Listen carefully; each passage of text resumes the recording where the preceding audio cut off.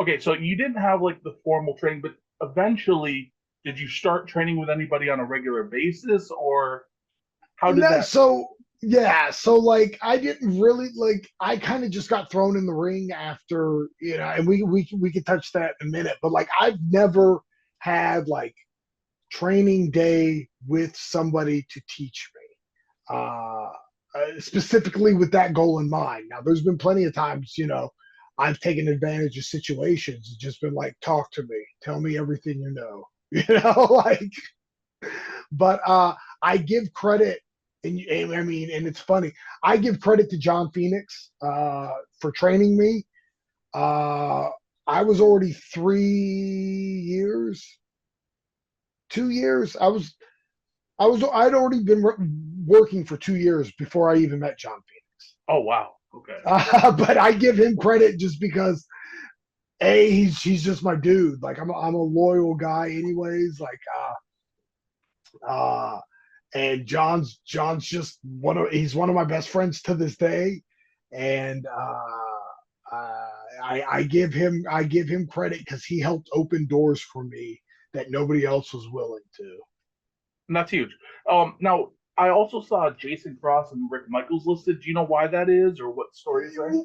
Well, so Jason Cross and John Phoenix for a long time were synonymous with each other. Uh, and it's funny just because, like, yeah, I mean, we're talking 20 years ago. I spoke to all three of those guys today. Wow.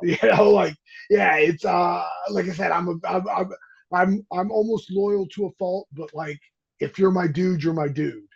And but Cross Cross is one of those guys that Phoenix would open doors, but I don't know if you remember Jason Cross from the TNA days, but he was the guy doing shooting star leg drops, which still to this day doesn't make sense to me. Like that's not a Crazy thing. athletic.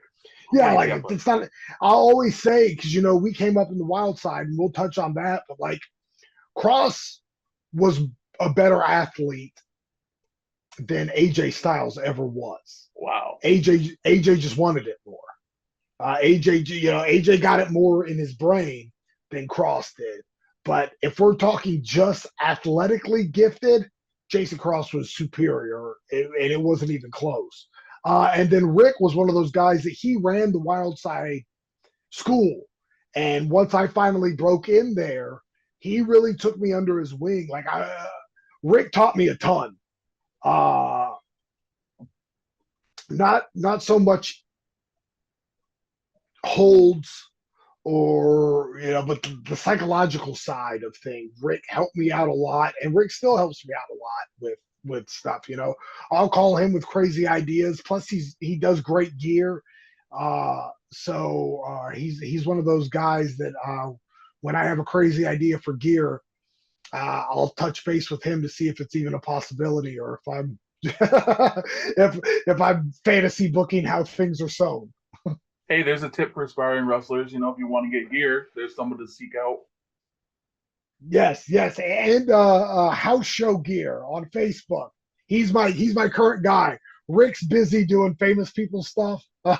Rick does like the Charlotte Flares, and he does a bunch of those. He did Flair's robe or Rick Flair's robe for the last match. Oh wow. He yeah, he does all our Cardona and Brian Myers gear. I mean, his list is insane, and he gets pretty bogged down with those guys.